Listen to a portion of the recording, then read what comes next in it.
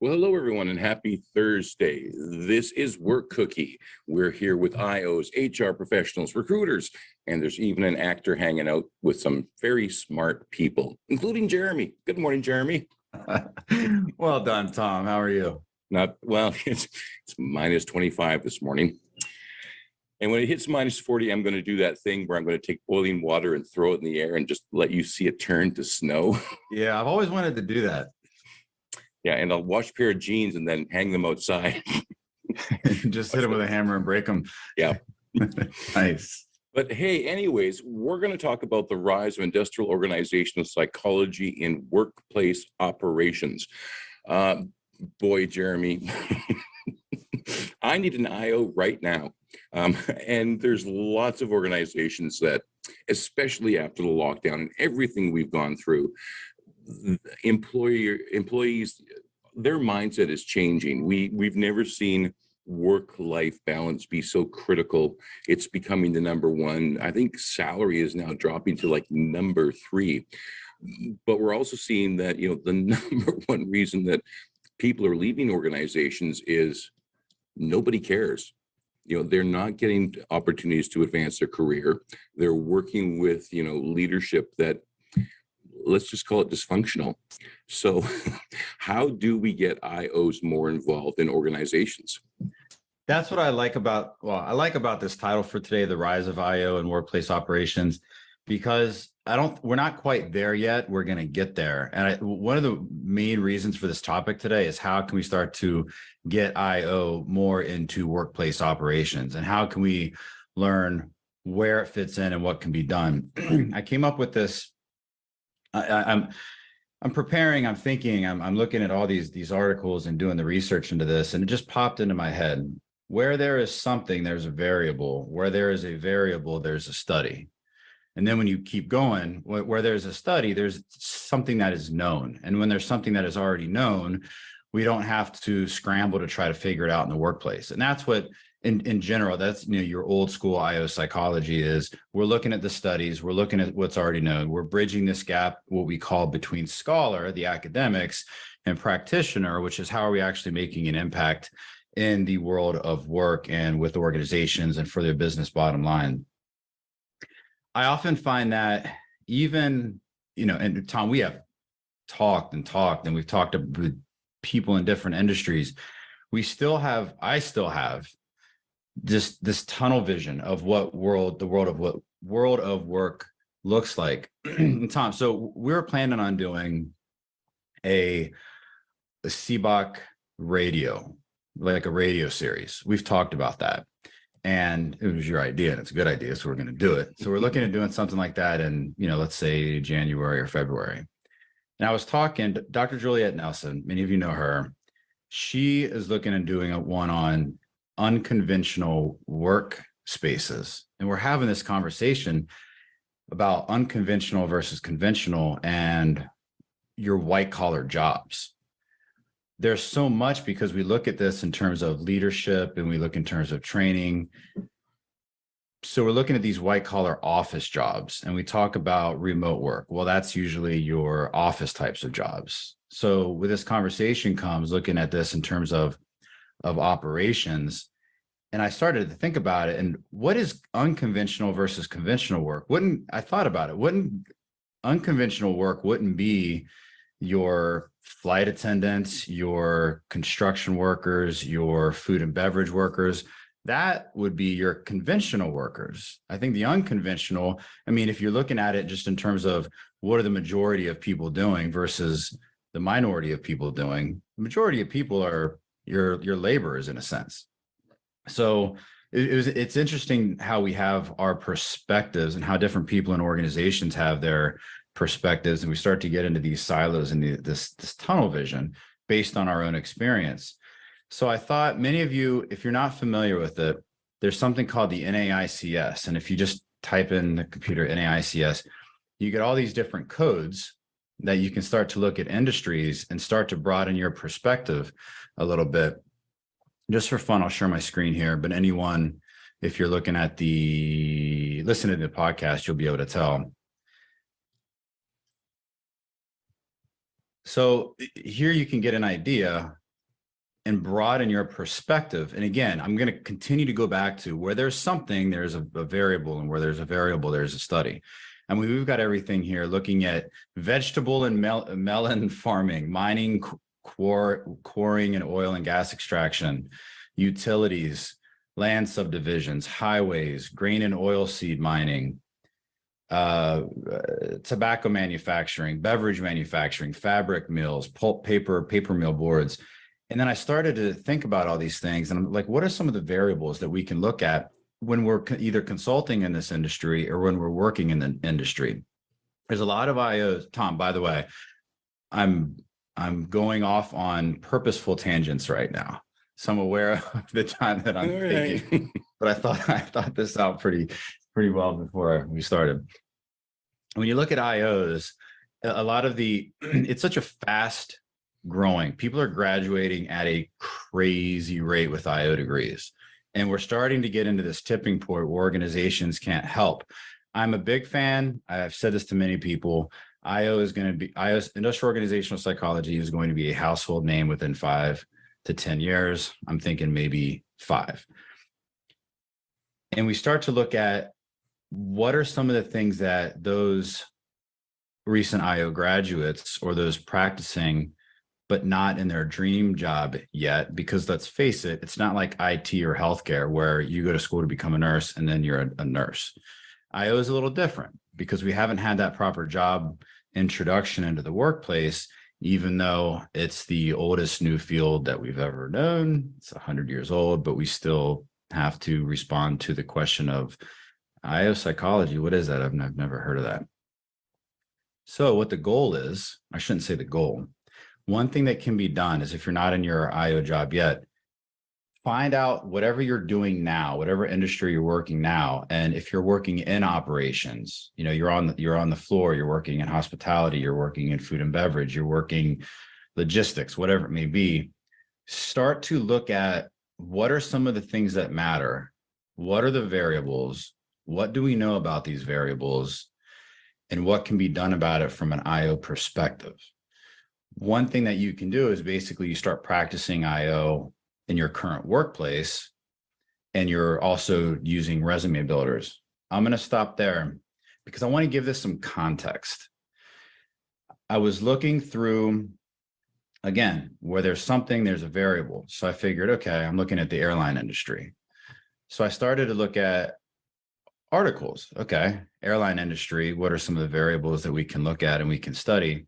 And I found this article called, and I'll post this up on I'll make sure this gets posted on when the podcast comes out. It's not a psychology study, but it's a study and it has data. So therefore we like it. Do bags fly free? An empirical analysis. We love that word, don't we? An empirical analysis of the operational implications of airline baggage fees. Okay. So it's basically, if you're an airline and you charge for bags, does that make a difference? And does that change if you don't charge for bags? You think of all the variables and all the things that are involved. I'm going to read verbatim here. One of the often cited reasons for this action by airlines let me start from the beginning. In 2008, the majority of US airlines began charging for the second checked bag and then for the first checked bag. One of the often cited reasons for this action by the airline's executives is that this would influence customers to travel with less baggage and thus improve cost and operational performance. A popular customer belief, however, is that airline departure delays got worse due to an increase in the size of customer carry-on baggages because nobody wants to pay extra for the bags.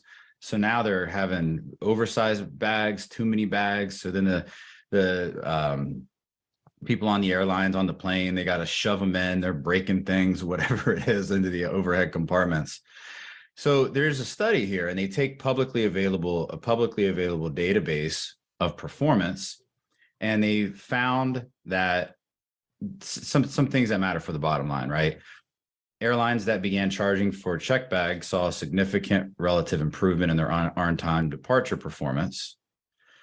Surprisingly, they found that airlines that did not charge for checked bags also saw an improvement although not as big, when competing airlines flying the same origination destination city markets implemented the fees.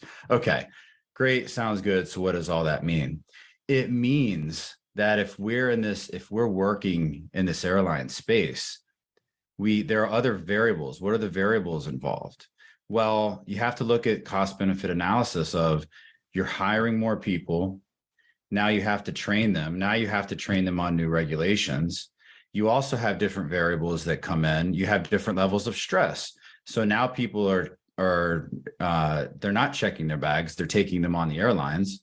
So now you have more stress for the airline attendants because now they might have to deal with more unruly customers, the physical nature of it, because now they're having to take, when there's too many bags, they end up taking them off the plane anyway. So there's so many different things. So now you're looking at different things like burnout. You're looking at different things like stress. You're looking at things like, and these are all things that can be measured, scheduling, new technology and learning it. You're looking at conflict. And those are just a few. We could probably list out 20 different things that can be measured.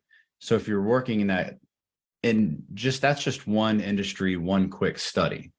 So we can take studies, and as psychologists, we can look at what are the variables here? How can we look at what's already known? So then maybe we can see, here's something that's affecting my work group as, even let's say let's say I work in maintenance, maintenance on the airlines, or I work at the baggage. What can I look at in my role? I'm going to school to be an IO psychologist. What are some of the things I can look at that I can make suggestions or that I can start to implement perhaps as a leader of my team, understanding what's in the best interest for the airline, the customers, and also the workplace. And this expands and keeps going and going based on the discussion that we're going to have. I wanted to provide some of the basis for today's discussion. I wanted to provide a little bit of data, an example, and off to the races we are, Tom. So should people become IO spies? Like we're going into organizations and we're not being hired as IOs, but we've got some skills. So we're going to start to change the work environment around us. Isn't that I'm going to say partly, isn't that what organizations want? Do they want someone who is just going to, and this isn't a rhetorical question, the answer could be yes or no, depending on who's answering it.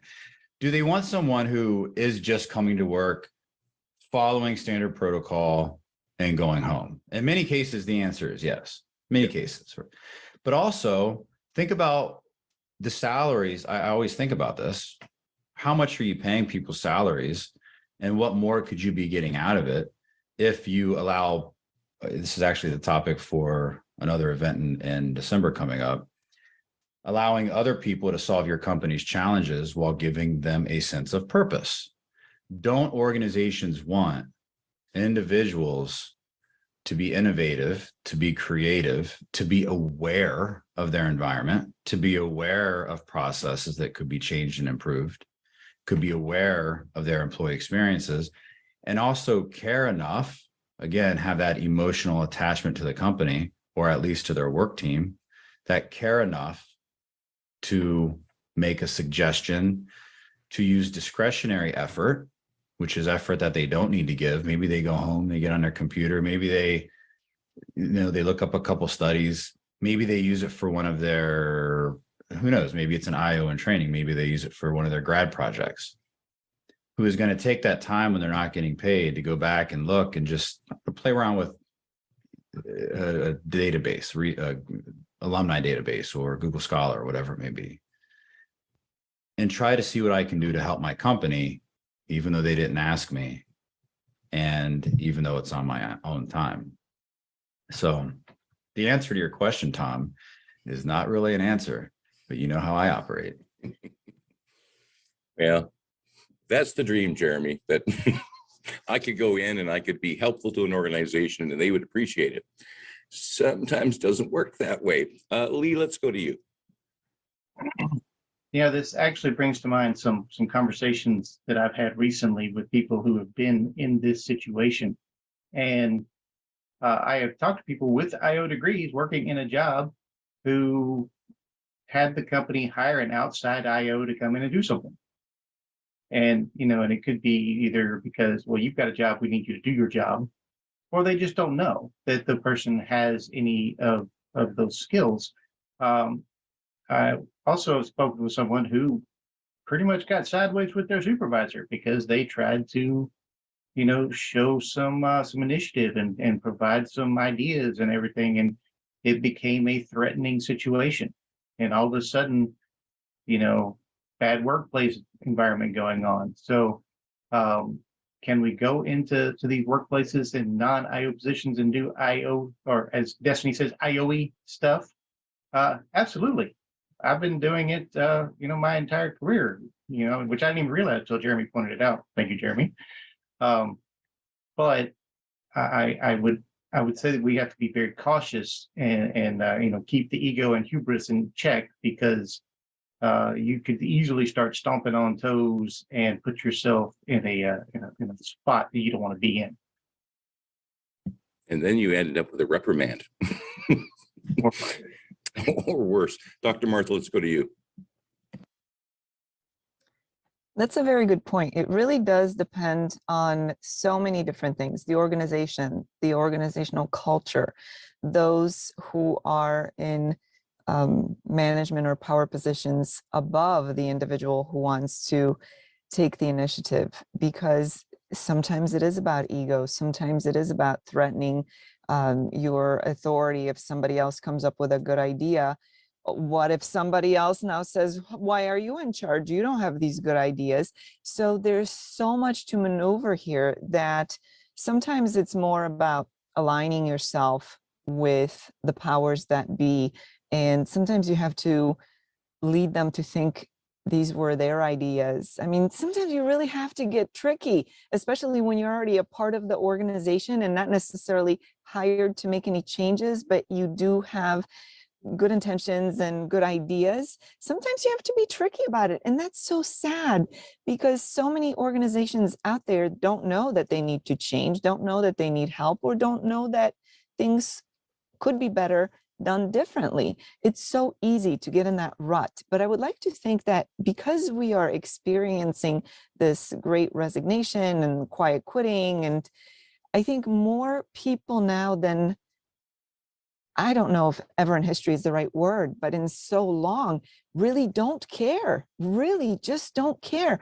And one could look at it with a negative filter or lens, but you know what? I gotta say, the company started it.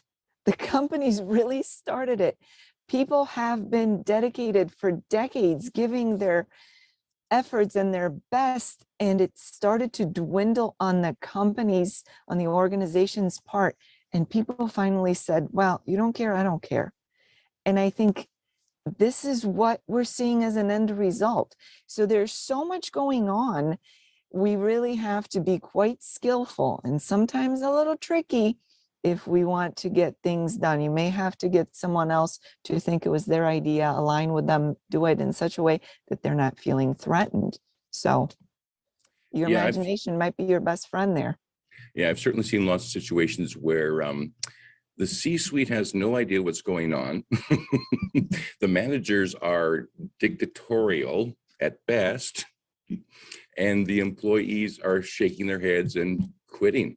Linda Ann, maybe you can give us some insight here. HR help. No, HR has a problem, has a specific problem in this arena.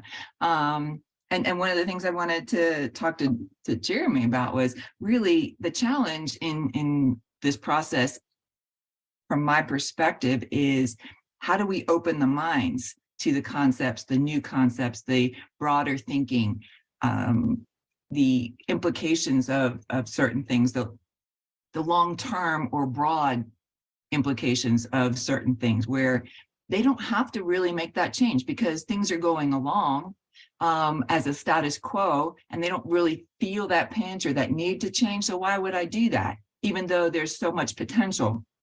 So I think that's the real challenge. The other one is, and specifically in human resources, is, you know, when you have a human resources person in the organization, they are often just expected to, you know, do the paperwork. They don't really want to hear what you have to say. They don't realize how much perspective and information you can bring to the table. So that's a challenge there.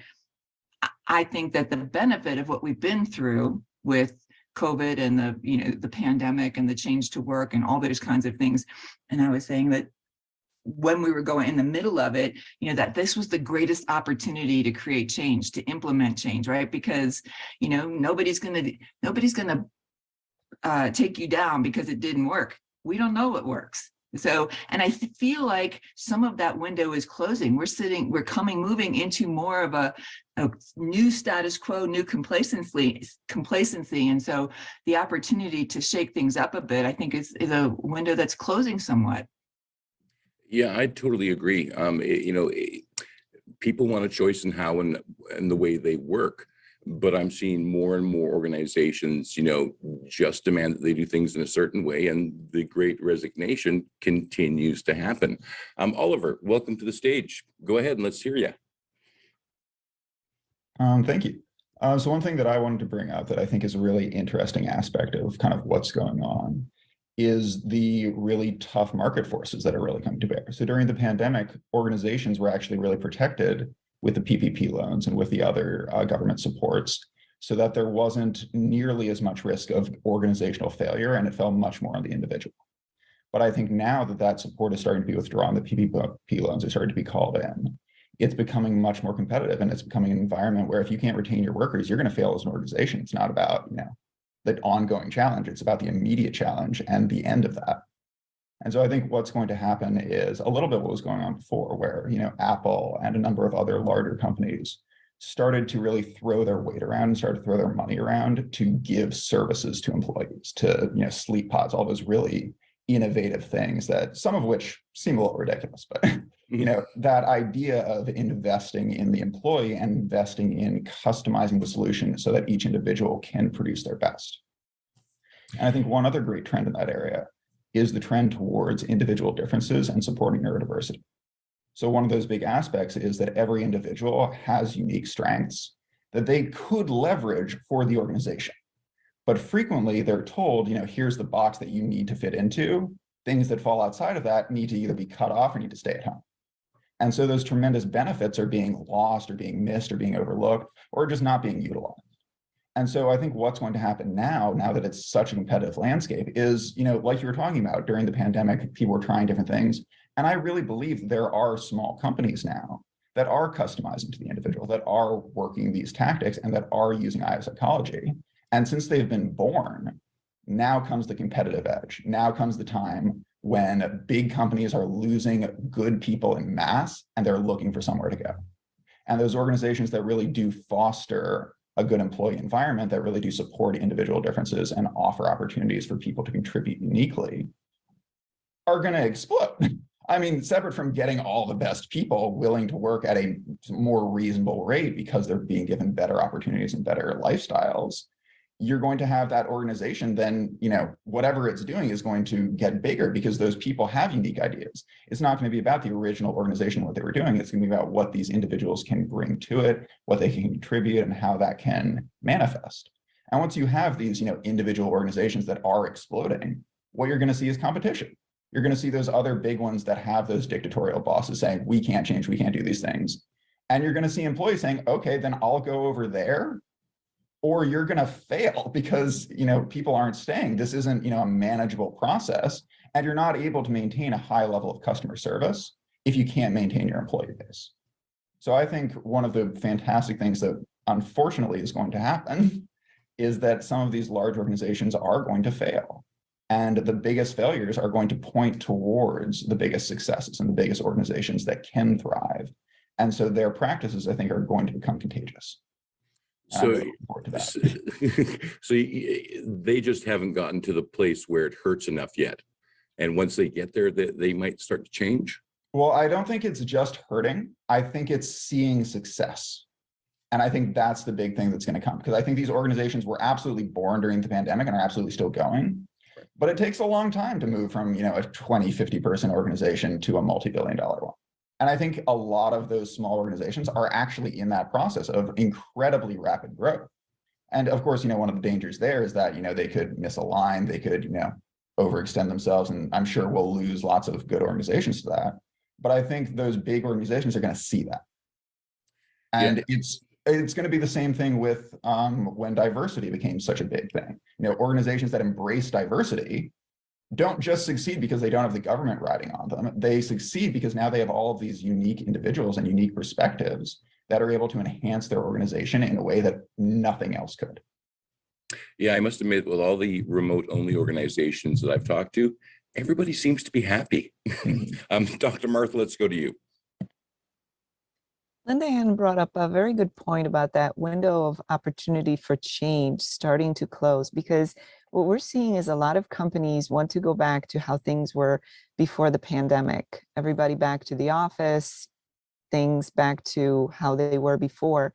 And there's some pushback on people working remotely, at least in a full-time capacity. Maybe they allow something in a hybrid type of arrangement, but there's a lot of pushback from organizations to try and return to how things were done before the pandemic. And I think that in itself could be seen as an opportunity for IOs, because we could look at it and say, okay, the window of opportunity for change is closing.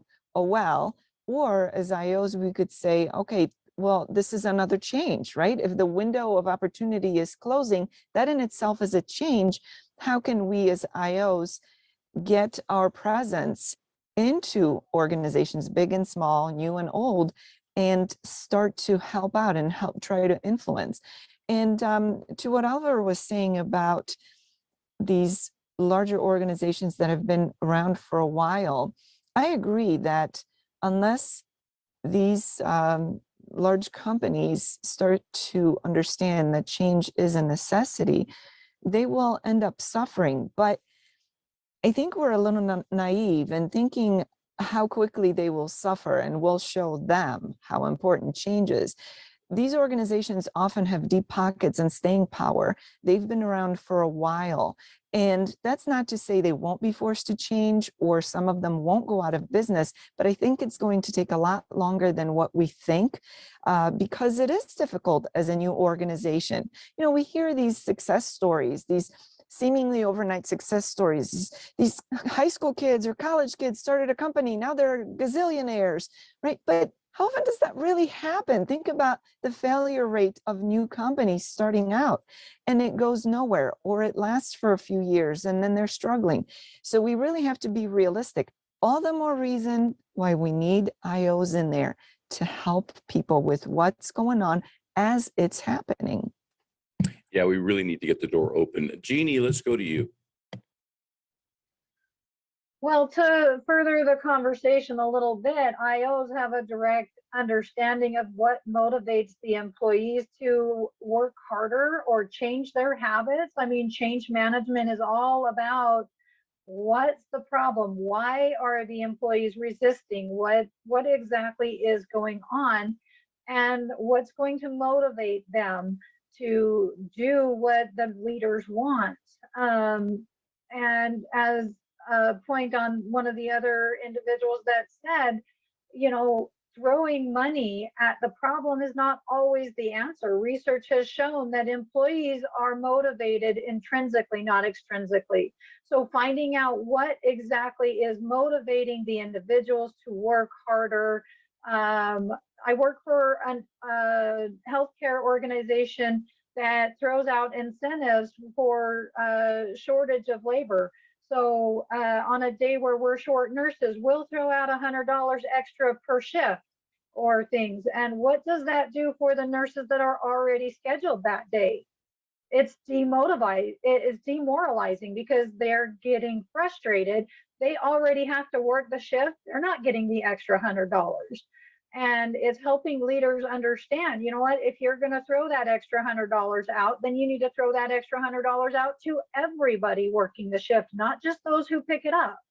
Or it's, I have another nurse manager that likes to give incentives for doing a good job. You don't have to do XYZ on this particular day, which motivates them on the regular days to work harder or accept the changes. Or, you know, there's a lot of motivators that enable change and different things like that. Yeah, I agree 100%. Linda Ann, let's go to you.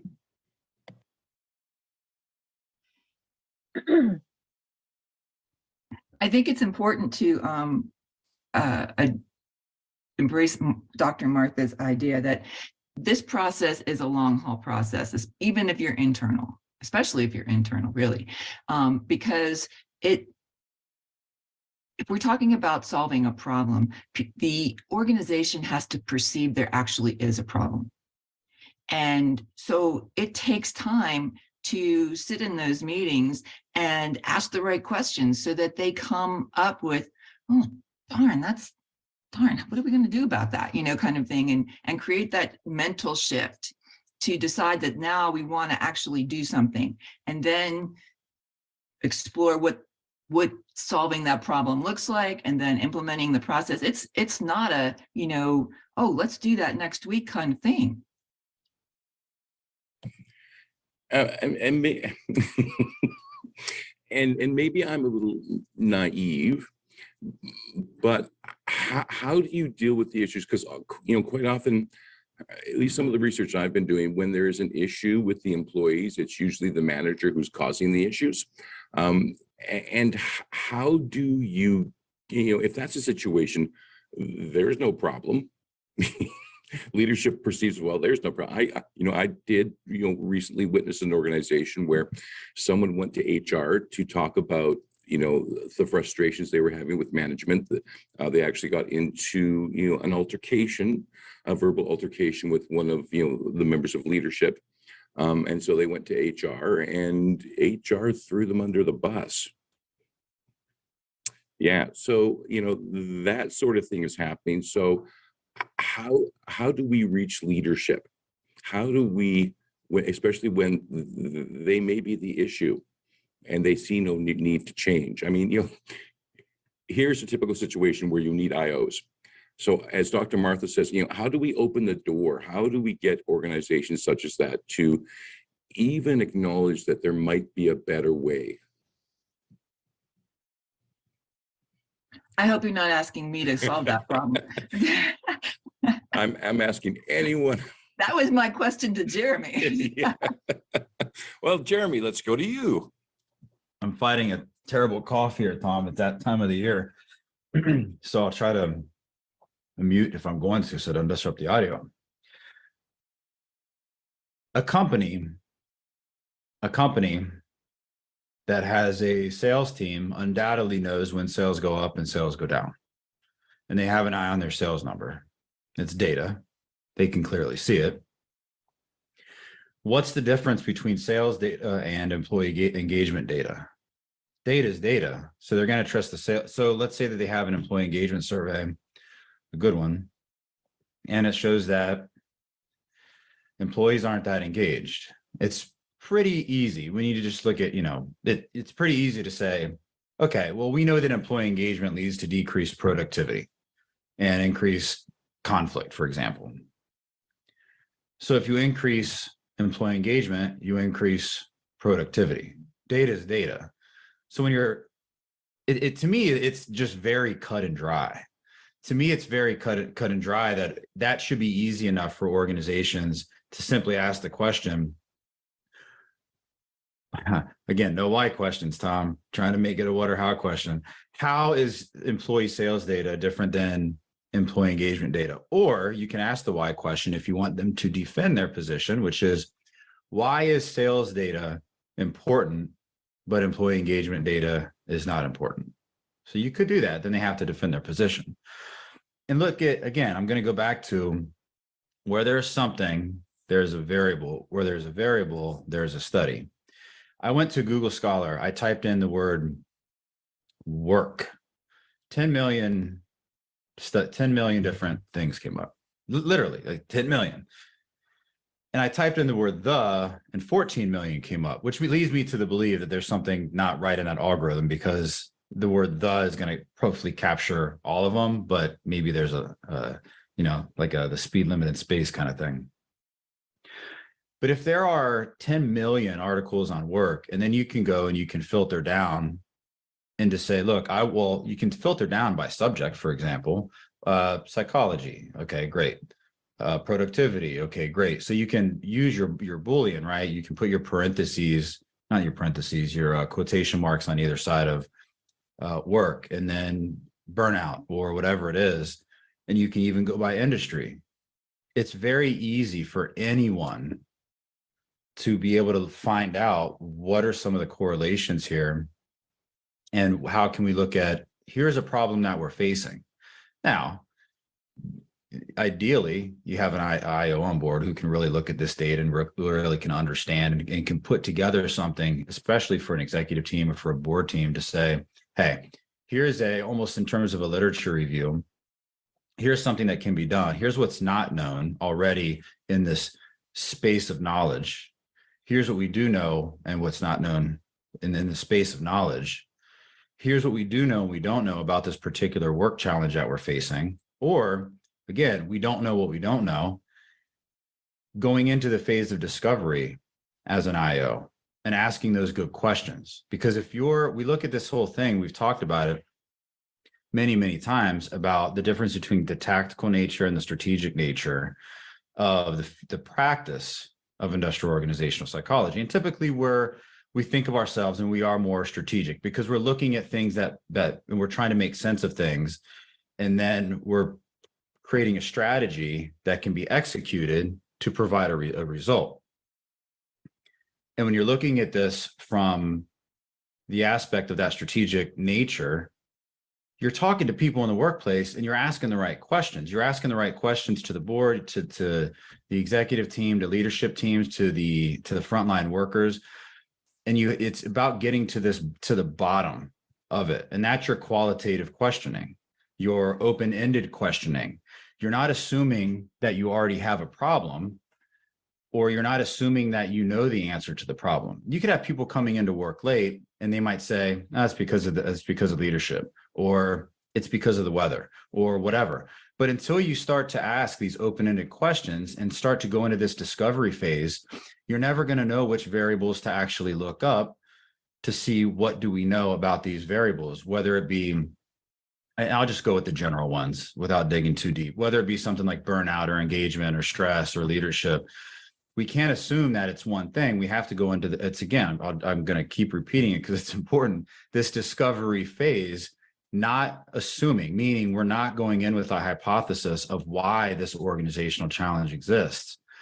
So part of that is knowing when to ask what questions, asking the right questions, being able to dig deep to find out what might be happening. And then what might be happening is something. Where there's something, there's a variable. Where there's a variable, there's a study. So then we can look at what is already known in this and how can this be applied to our particular situation in the workplace now. That's it, Tom. That's it. I ain't got nothing else. Oh, well, I was going to start. Lee, let's go to you. Okay, well, a couple of things. This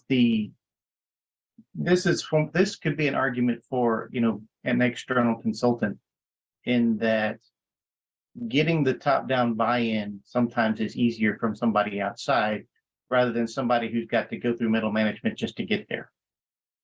And so sometimes that will actually help you define a problem that other people would like you to never know about. And so, so that's one thing. And also when you talk about data, and, Jeremy's right on that, one data, it's data. So, but the audience and the source of that data can oftentimes be an issue. I had a job, early career that was, data analytics. And, they had been using a sales program that showed them what their internal sales were. And it was in units. And that was their thing. How much do we sell to these people? How many units? And so they brought me and my team in. We were doing sales side, like for the retailers. What were they selling? Which when you talk to a customer, they're not concerned with what you sold them. They're concerned with what they sold. And then when you take that to the management at my company, they were all just like, well, I'm looking at this thing that I've always looked at. Why do I need this data? And trying to crack that egg and saying, well, you may not, but your customers do. Your customers don't care about units. They care about how much money they made. What was your price? What was their price? And ultimately it just kind of fell apart because we could not get through these old time guys who have been there for 20 years and we've always done it this way and no reason to change. So that's not always a good thing. But so for the point, I just want to throw this in real quick because you always got to have a story, right? So back in the early days of the nuclear navy, there was an admiral, Admiral Rickover was in charge of the submarine force, and by all reports, this guy was just a jerk. I mean, just terrible, hard to be with, and he went out onto one of the submarines one day and was challenged by the young sailor who was on security, and he didn't answer, and the young sailor put him down. And so when the captain came out and saw the admiral laying on the deck, he was, oh my God, you're done, you're out of here, whatever else. And the admiral got up and dusted himself off and pointed to the captain and said, you are fired. Pointing to the sailor and said, you are promoted. He did the right thing. I was wrong. And you tried to cover it up. So, that's the kind of leadership that we need. And that's the kind of leadership that we're lacking. Oh man, you are so right. New leaders. We need new leaders. Laura, go ahead. I can't get a new leader right now, so maybe you can help me. I always love the military stories. I appreciate them. And I do feel like you get that a little bit more in military contexts when you talk about leaders, because there's such a huge safety aspect. So my affiliation is Air Force and aircraft and things like that. And so if you don't have that, the person who will stand up for doing the right thing, maybe from a safety standpoint, that's when people die because the plane crashes, the parachute doesn't launch, whatever. So I appreciate those kinds of leaders as much. I love a good military story.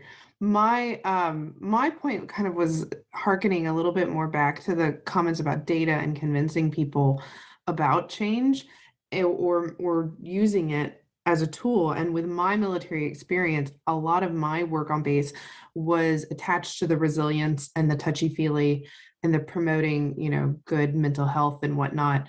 And I found a lot of balance in who I was talking to. If I was working with my social workers and my counselors, then it's going to be a little bit more of the touchy-feely argument versus when I'm talking to the military and the active duty and the people in uniform, they're going to be more data-driven, more purpose-driven. How are we getting the plane in the air? Because we've talked about the touchy-feely. So knowing your audience and what's going to appeal to them, or kind of hearkening back to Lee's example just then about what data is going to trigger them to the change. Maybe you have data that proves it, but it's not data they care about. And so it takes a lot of kind of that being clever, like Dr. Martha talked about earlier, knowing your audience and knowing what you need to present and how you need to frame it for them to clue in and be interested. One of the things I keep thinking about over the conversation too is just before this, there was a conversation series in PSYOP, and they spoke with Dr. Ben Schneider. And one of the things he talked about was being an external consultant when you go into a business. And one of the things he'd say is like, look, I'll take your money, but why aren't you the one talking to your people?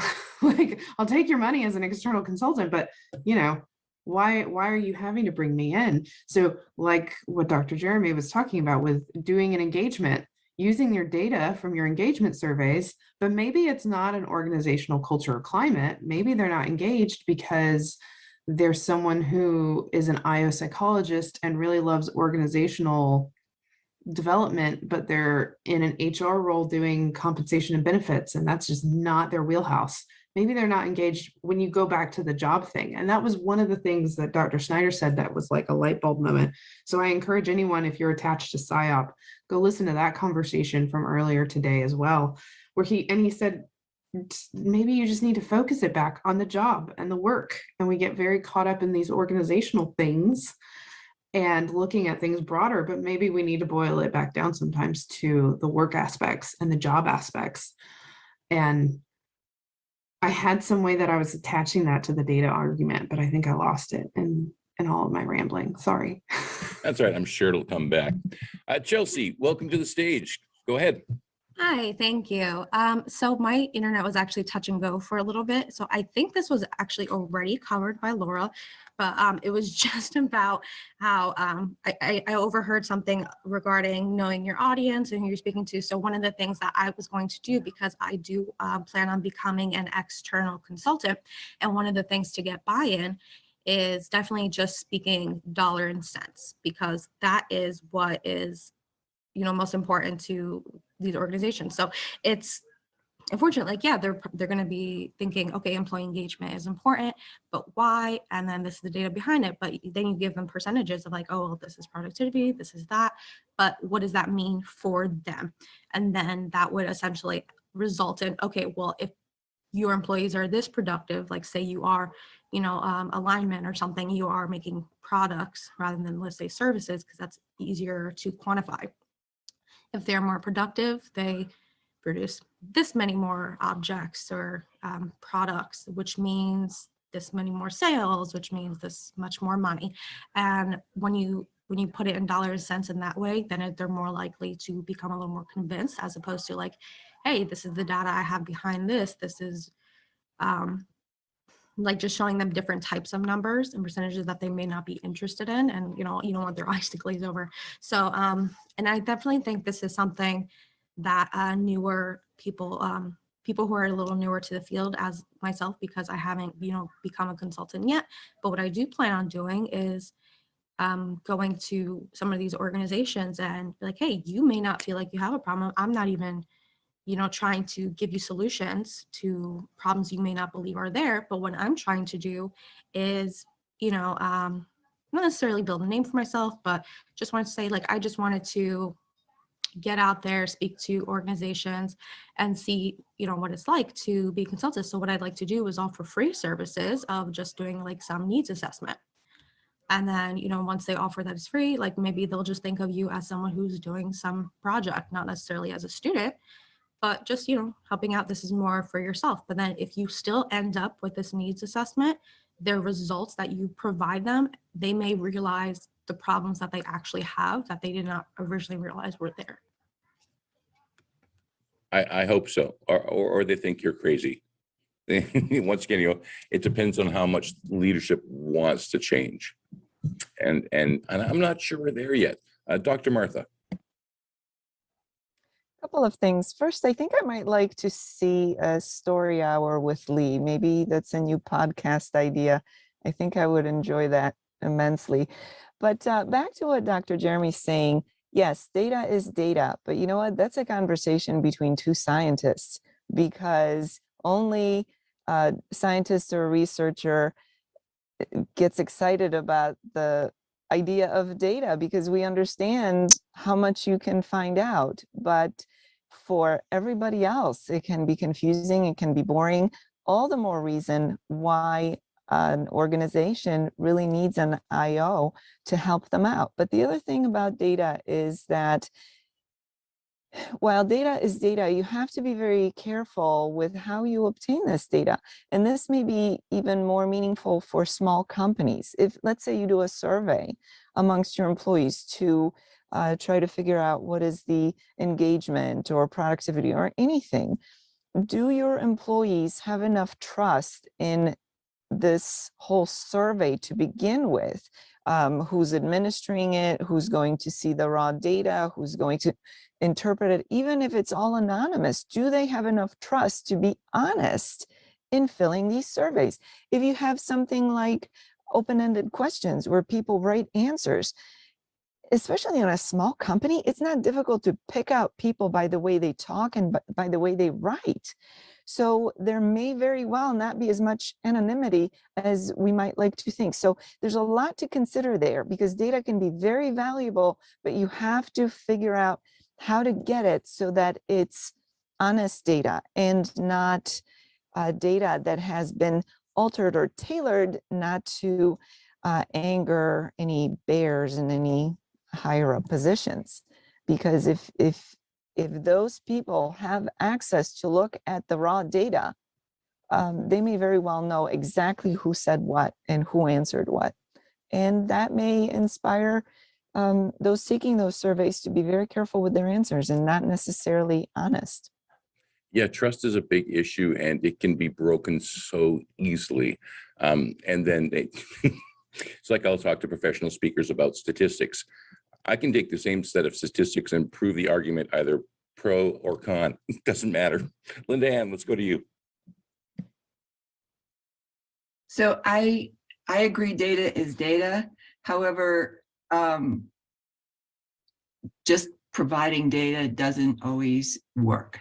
And the example that I have for that is I worked for a company, and because in HR, you do metrics and so forth. And this was a study, 40 years of data, right? They did an annual report for 40 years. It was an industry specific report, and, trended all those kinds of things.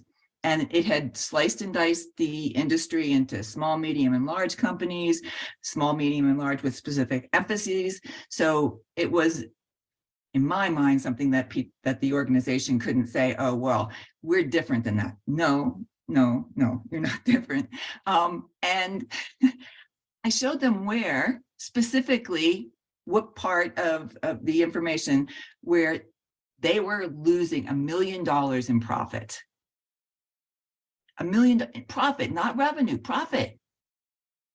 And I could not get them to bite. No, I provided it to other people.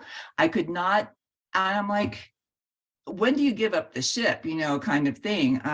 So, and part of it was, I think that I wasn't the technician, because I was providing. So it's still, even though you have good data, it can still really be a challenge to get people to accept that they're not doing everything quite right.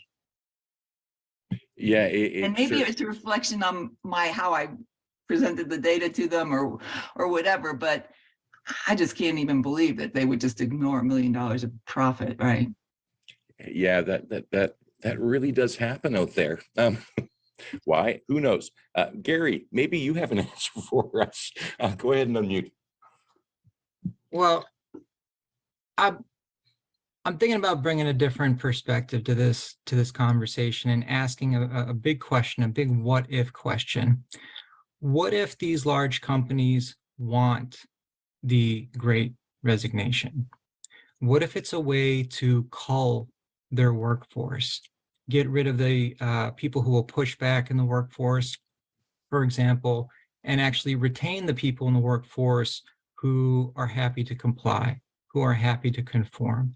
And maybe that's why we see a lot of companies not investing in change to mitigate the Great Resignation, but instead they're putting their money into more recruiting, creating a revolving door where hopefully at one point they'll get that employee that's okay with low pay, that's okay with whatever, mandate or policy that the company wants to put in there.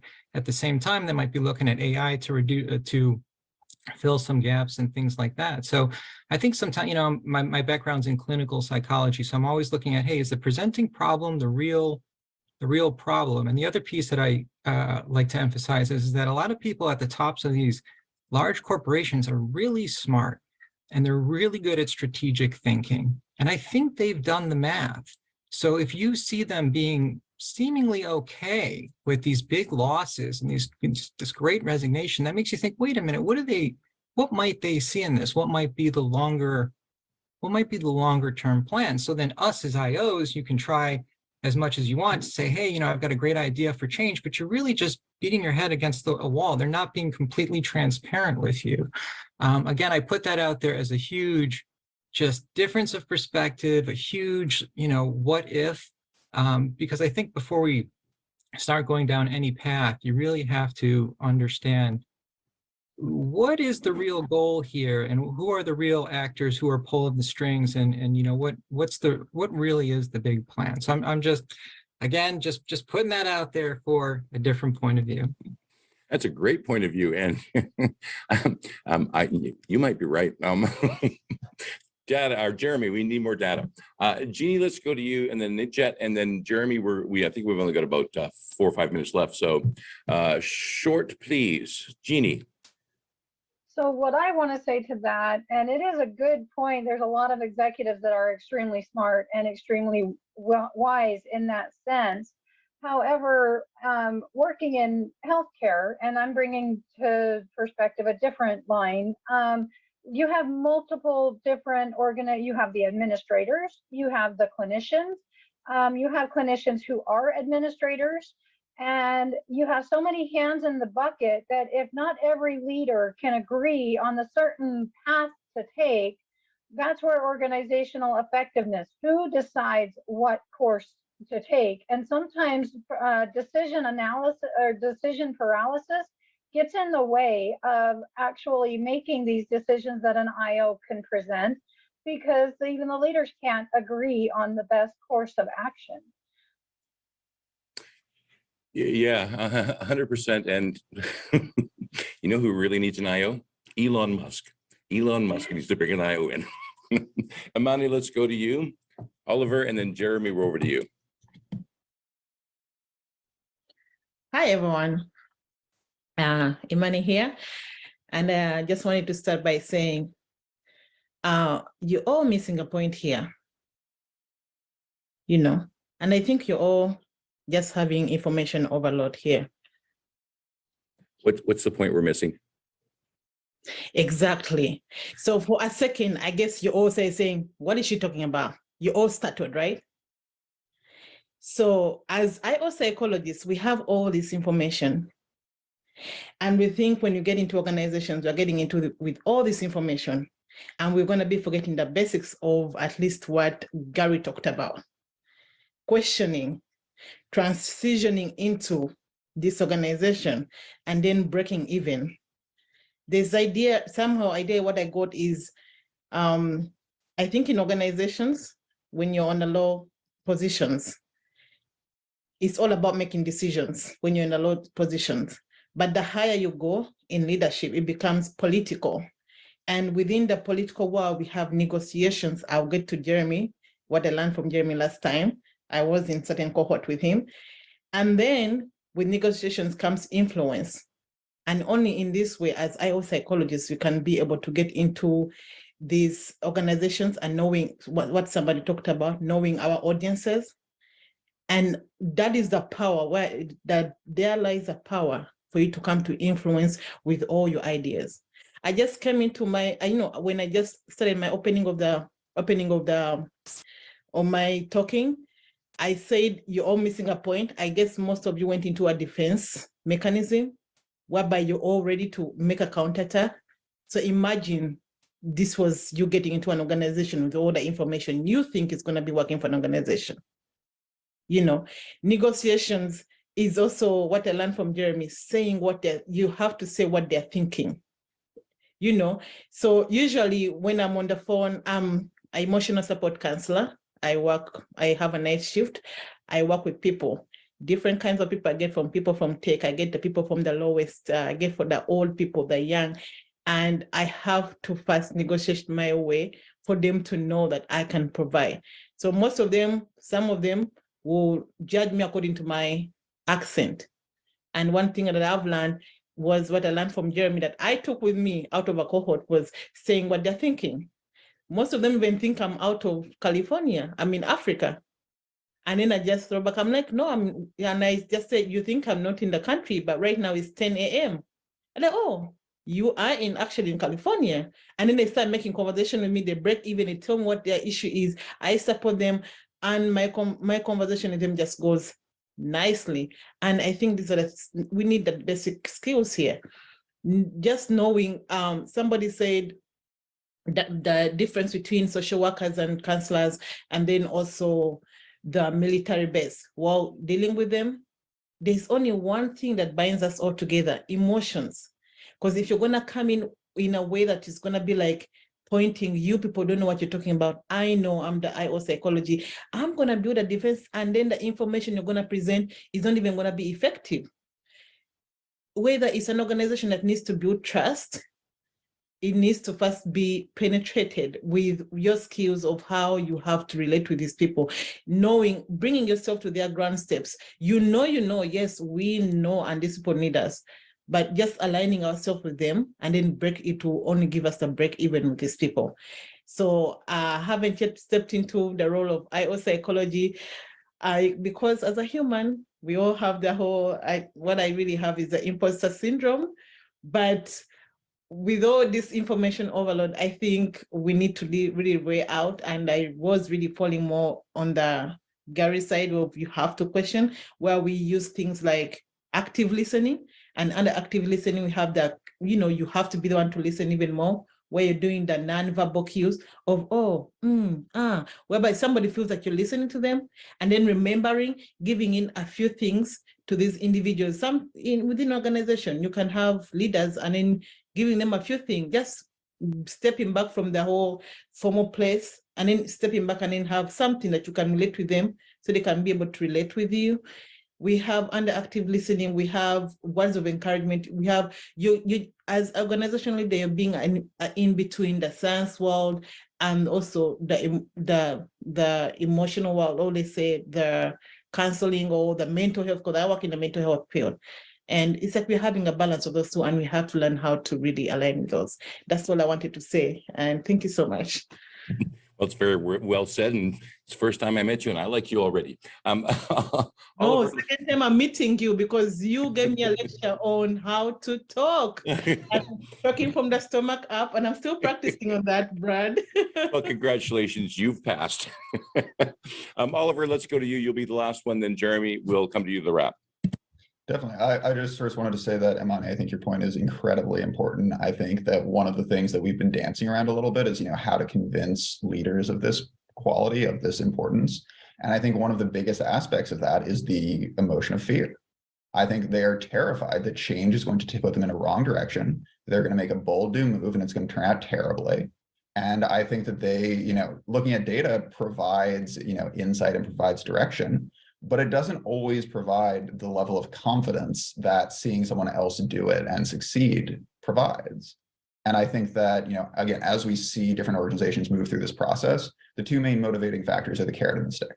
So they're going to see companies succeed. They're going to see data that shows that they can too, and that's going to motivate them forward. And they're going to see companies fail, and they're going to see people laid off in mass, and they're going to try to avoid that. But the other thing that I wanted to talk about related to Gary's point is kind of a question of what is the difference between the people who are leaving and the people who are staying. And that aspect of, being willing to bear these burdens, I think is absolutely a significant part from the organization's perspective. But I think it would be interesting to look a little bit more holistically to see what are the other qualities of those individuals. Are they more independent? Is that related to creativity? Is that related to other qualities that are valued? Maybe not at the ground level. Most of these organizations are, have a flow of promotion, and they look for the people with the greatest insights to rise. And if they're stripping out the people who are the most creative or who require those unique aspects to thrive, then I think that's going to turn it into a much more homogenous and, less creative organization. And that's going to be interesting to see competitively, because that's a, deep level change. That's something that once it happens, you're not really going to be able to shift back. Like you can't invite, suddenly become an environment that fosters creativity and fosters unique ideals when you've excluded people who meet those criteria for, a significant period of time. So I think, again, it's really interesting to look at those different aspects, the people who are staying and also the people who are leaving and what that's going to do, because this huge pool of potentially very creative, potentially very individualistic individuals are now on the job market. And it would be really interesting to see how the job market responds. Yeah. And Jeremy, let's come back to you to wrap this up. And we really are sort of in the midst of the great experiment. You know, things are changing. We don't know where they're going to go, but we've got some other topics coming up. We do. So, and first, I want to make an announcement that I have 3 new best friends today. I love the new additions to our open mic. As soon as Gary, like, you know, Tom, I love this different perspective. Gary, as soon as you shared that example and that just complete perspective shift and looking for what if, I was like, Gary's my new best friend. And then of course, Amani with all the accolades and sharing all those things. And here we got to look, okay, how much political capital do people have and how much are they willing to spend? And then how do we get them and talk to them and ask the questions in a right way so that they want to spend their political capital on us? And then Oliver with just stunning analysis. So this is great. I got 3 new best friends today. So thank you, everyone. Next week, we have manager training needed, communicating in a virtual world. So that's next week. Also, if you've ever spoken in one of these for our open mic, or if you're new to it, remember, you can take the URL to the podcast of it so that you speak in, and you can put it on your LinkedIn page. There's a featured in section. So that way you can start to build your brand in that manner as well. And yes, back to one last thing, what Amani was saying, you got to live in the other person's world to see their perspective, and then you can speak to their perspective. So right on, Amani. Thank you so much. We've got go to the event section. We've got still tons of events coming up this month, as we do every month. Our momentum sessions, Tom, you were there for the last one with Stephanie. She posted something on LinkedIn. I don't know if you saw it, but that accountability measure, she had a great realization and did that thing Saturday that we mentioned. So we do a lot of the great member events. Check out the event section. Tom, that's all I have. Thank you, everyone. Tom, masterfully done as always. Signing out, closing out in 5, 4, 3, 2, and 1.